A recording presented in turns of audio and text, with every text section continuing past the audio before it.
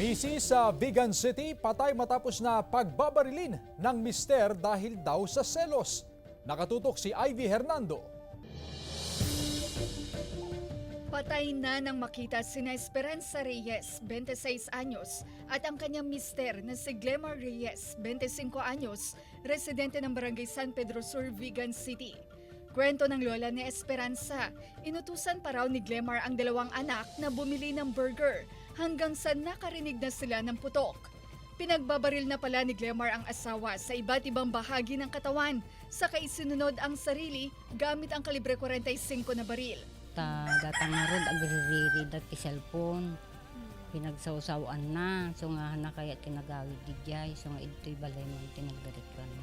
Kararating lang daw na Esperanza galing sa ibang bansa. Iniimbestigahan ng pulisya ang mga impormasyon na posibleng may kinalaman sa selos ang krimen. Batid daw ng ina ni Glemar na mayroon siyang problema.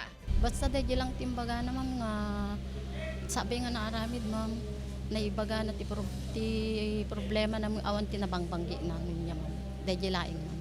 Dinala sa parehong punerarya ang mga labi na mag-asawa, pero hiwalay ang burol. Ti kaya na pa'y di ba makagdinada nga na kay mansayag nga mimikayaten. Tada nga ron inaramid na. Inaalam din ng PNP kung bakit may baril ang mister. Nag-emanate naman yun doon sa kanilang personal issues. Ang dinidetermine na lang natin is yung bag possess niya nung peraan. Samantala, may paalala naman ang mga eksperto kung paano ang dapat gawin ng mga mag-asawa na nahaharap sa kalintulad na problema o sitwasyon. Napaka-importante ng pre-marriage counseling sa mga mag-asawa.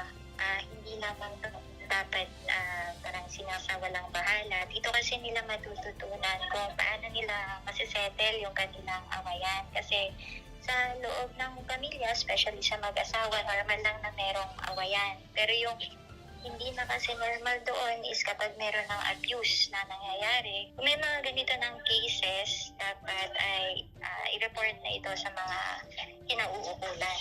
Kasama si George Benson, Ivy Hernando, 1 North Central Luzon.